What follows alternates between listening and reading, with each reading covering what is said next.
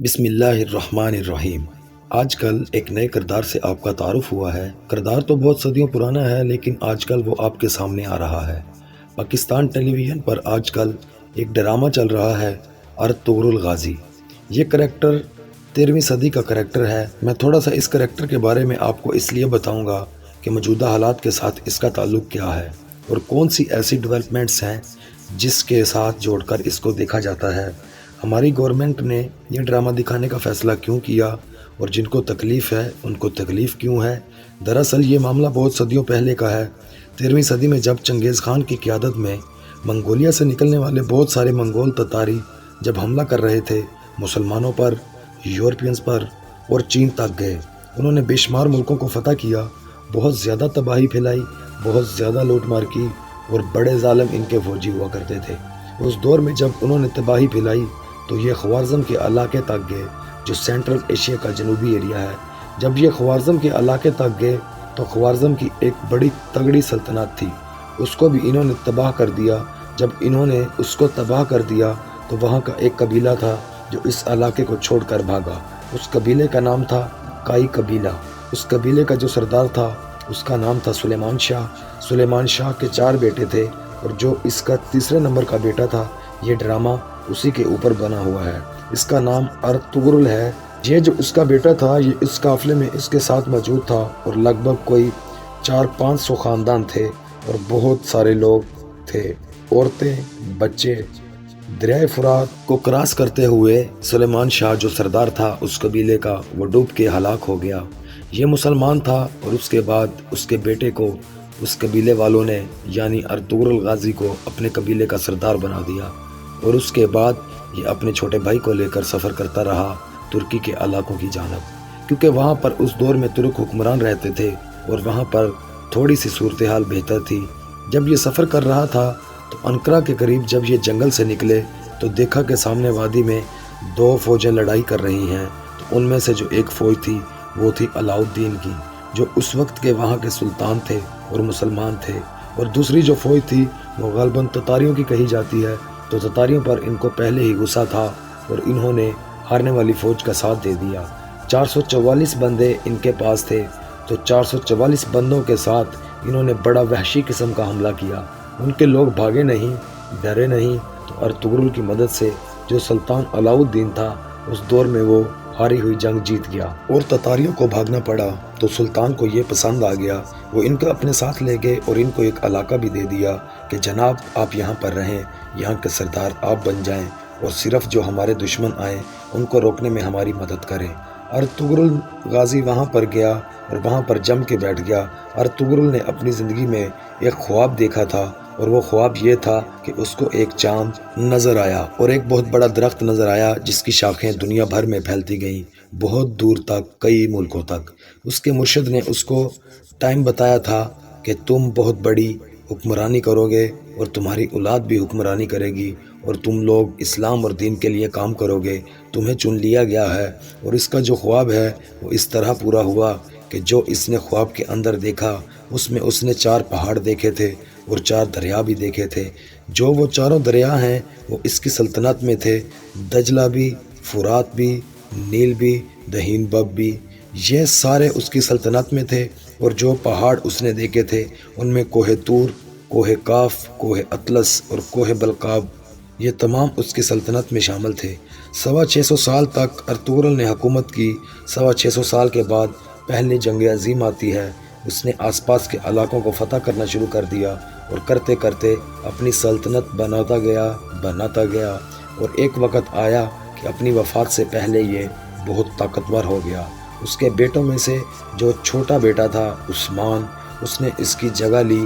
وہ بڑا پکا اور سچا مسلمان تھا اور بڑا عادل آدمی تھا۔ اس شخص نے فیصلہ کیا کہ وہ خلافت کو زندہ کرے گا۔ اس نے اتنی زیادہ ریاست فتح کی کہ 3 بر اعظموں تک ان کی حکومت پھیل گئی۔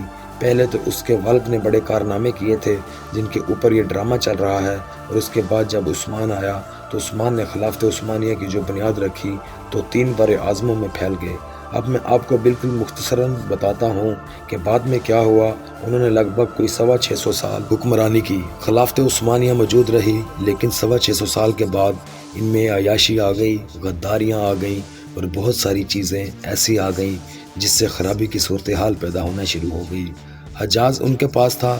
حجاز کا مطلب ہے خانہ کعبہ اور مدینہ منورہ، ان دونوں کا کنٹرول بھی ان کے پاس تھا، اور لگ بھگ آج 40 ایسے ملک موجود ہیں جن پر براہ راست خلافت عثمانیہ کا کنٹرول تھا۔ 3 بر اعظموں میں یہ بہت طاقتور لوگ ہوا کرتے تھے، لیکن پہلے جنگ عظیم کے بعد یہ کمزور پڑ گئے، اور اتنے کمزور پڑ گئے کہ اس وقت ان کا جو سلطان تھا وحید الدین، اس کو جلا وطن بھی ہونا پڑا۔ پہلی جنگ عظیم میں دنیا 2 حصوں میں تقسیم ہو گئی تھی۔ ان میں کچھ ممالک برطانیہ کے ساتھ تھے، ان میں امریکہ تھا، روس تھا، فرانس تھا، اٹلی تھا اور دیگر کئی اور ممالک تھے۔ اسی طرح جرمنی اور دیگر کچھ آس پاس کے ممالک سلطنت عثمانیہ کا ساتھ دے رہے تھے۔ اس دور میں یہ لوگ اپنی خلافت بچانے کے لیے زور لگا رہے تھے، لیکن اس جنگ میں پہلے 3 سال تو ان کو فتح ملتی رہی، خلافت عثمانیہ والوں کو، لیکن اس کے بعد پھر یہ مالی طور پر جب کمزور ہوئے تو ان کو نقصان ہونا شروع ہو گیا اور جنگ ہارنا شروع کر دی۔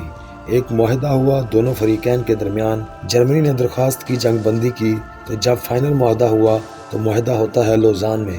لوزان میں جو معاہدہ ہوا، لوزان سوئٹزرلینڈ کا ایک علاقہ ہے، وہاں پر جو چیزیں طے پائیں، جہاں وہ ترکوں کے لیے ایک نئی زندگی بھی تھی، تو وہاں ان کے بہت سارے خواب بھی ٹوٹ گئے۔ وہ معاہدہ آج میں آپ کے سامنے رکھتا ہوں۔ در حقیقت اسی معاہدے کے اوپر آج ساری دنیا بکلاہٹ کی شکار ہے۔ معاہدہ یہ تھا کہ خلافت عثمانیہ ختم کر دی جائے گی، اس کے جتنے جانشین ہیں سب کو ہٹا دیا جائے گا، ان میں سے کچھ کو قتل کر دیا گیا، کچھ کو لاپتہ کر دیا گیا، کچھ کو جلا وطن کر دیا گیا۔ خلافت کے جتنے اثاثے تھے وہ سارے کے سارے ضبط کر لیے گئے، اور یہ 3 بر اعظموں میں پھیلے ہوئے تھے، بے شمار اثاثے تھے، وہ سارے جیتنے والے ممالک کے اتحادیوں نے ضبط کر لیے۔ ترکی کو ایک سیکولر ریاست بنا دیا گیا، اور یہ طے پا گیا کہ ترکی کے اندر اسلامی قوانین نہیں ہوں گے، حتیٰ کہ شروع میں تو یہ تھا کہ عربی میں اذان بھی نہیں دی جائے گی، اور ساتھ ہی ساتھ خلافت پر قدغن لگا دی گئی کہ خلافت کی بات نہیں کریں گے، شریعت کی بات آپ نہیں کریں گے۔ ترکی کو ایک اور پابندی کا سامنا کرنا پڑا جو بڑی خوفناک تھی، اس کو یہ بھی کہا گیا کہ وہ اپنے ملک سے معدنیات نہیں نکال سکتا، وہ ترکی کے اندر سے اور دنیا کے کسی بھی علاقے سے پٹرول کے لیے ڈرلنگ بھی نہیں کر سکتا، بلکہ اس کو ہمیشہ پٹرول خریدنا پڑے گا۔ یہ ایک بہت بڑا مسئلہ تھا۔ ترکی میں تیل کے بڑے ذخائر ہیں، لیکن وہ ایسا نہیں کر سکتا کہ وہ ڈرل کرے۔ باسفورس میں ان کے پاس ایک سمندر ہے، اس کی ایک بندرگاہ ہے جس کو باسفورس کہتے ہیں۔ یہ بالکل استنبول یا پرانا نام اس کا قسطنطنیہ ہے، جو اس کو جانتے ہیں وہاں پر یہ سمندر کا کنارہ ہے۔ اب اس بندرگاہ کو انٹرنیشنل پانی قرار دے دیا گیا ہے کہ یہاں سے جتنے بھی جہاز گزریں گے ترکی ان سے کرایہ وصول نہیں کرے گا یا کسی قسم کا ٹیکس وصول نہیں کرے گا۔ حالانکہ اس کی جو اہمیت ہے وہ اتنی زیادہ ہے جتنی نہر سوئز کی ہے۔ ریڑھ کی ہڈی ہے دنیا کی تجارت کی نہر سوئز، بالکل اسی طرح یہ باسفورس بھی، لیکن ترکی کو منع کیا گیا کہ آپ یہاں سے ٹیکس نہیں لے سکتے۔ یہ معاہدہ جو تھا عالمی سطح کا معاہدہ تھا، اور اس کی مدت تھی 100 سال کی، یعنی ترکی 100 سال تک اس معاہدے کی کسی شک کی خلاف ورزی نہیں کر سکتا۔ اب وہ 100 سال کب مکمل ہو رہے ہیں؟ یاد رکھیے گا یہ معاہدہ ہوا تھا 1923 میں، اس کے بعد 1924 میں عمل درآمد ہو گیا، 2023 میں ترکی اس معاہدے سے آزاد ہو جائے گا۔ ایک آزاد ترکی کیا حاصل کرنا چاہتا ہے؟ یہ ہے آج کا سب سے بڑا سوال۔ طیب اردگان وہاں موجود ہیں، اور وہ اب دنیا کو ایک مختلف نظر سے دیکھ رہے ہیں۔ ترک کیا چاہتے ہیں اور ان سے کون کون خوفزدہ ہے؟ یہ بات یاد رکھے گا کہ ارطغرل سے شروع ہونے والی جو کہانی ہے اس کو اس وقت اس لیے دہرایا جا رہا ہے تاکہ جو لوگ اس کو دیکھیں، جو مسلمان اس کو دیکھیں، وہ دوبارہ سے نیت باندھیں اور کوشش کریں کہ وہ جو عزم رفتہ ہے یا وہ جو پرانا ہمارا کھویا ہوا مقام ہے اس کو حاصل کرنا ہے۔ یہ ہے پہلا قدم۔ اب اس کے خلاف پاکستان کے اندر بہت سارے ایسے لوگ ملیں گے جو بولنا شروع ہو جائیں گے۔ اگر وہ ایسے بولیں آپ سمجھ لیجئے گا وہ کسی کے کہنے پر یا کسی کے ایجنڈے پر بول رہے ہیں۔ یہ امریکہ، پورا یورپ اور کچھ ایسے اسلامی ممالک جہاں پر بادشاہت ہے، وہ کبھی نہیں چاہیں گے کہ یہ لوگ ڈرامہ دیکھیں یا ان کرداروں کے بارے میں جانیں، اور ان کرداروں کو جاننے کے بعد یہ خواہش اپنے اندر پالنا شروع کر دیں۔ دوبارہ سے مسلمان اکٹھے ہوں گے۔ یاد رکھیے جب ترک خلافت ختم ہو رہی تھی، خلافت عثمانیہ کا خاتمہ ہو رہا تھا، تو پوری دنیا میں کہیں کسی مسلمان ملک نے آواز نہیں اٹھائی کیونکہ ان کو اپنے علاقوں میں بادشاہتیں مل رہی تھیں یا وہ اس سے اپنے آپ کو لا تعلق کر رہے تھے، لیکن صرف ایک جگہ تھی جہاں سے آواز اٹھائی گئی، جہاں سے لوگوں کو بھیجا گیا تھا، اور وہ ہے برصغیر پاکستان اور ہندوستان۔ اس وقت پاکستان نہیں بنا تھا، لیکن یہاں سے بہت بڑی تعداد میں مسلمان گئے اور خلافت کے لیے لڑے۔ ان کی قبریں آج بھی وہاں موجود ہیں۔ یہی وجہ ہے کہ ترکی پوری دنیا سے آنے والے مسلمانوں کی نسبت پاکستانیوں سے ہمیشہ زیادہ پیار کرتا ہے، کیونکہ ہماری وہاں قبریں موجود ہیں۔ ہندوستانیوں سے اس علاقے کے لوگوں سے زیادہ پیار کرتا ہے، کیونکہ ہم نے صرف پوری دنیا میں ان کی خلافت کے لیے آواز اٹھائی تھی، ان کو بچانے کی کوشش کی تھی۔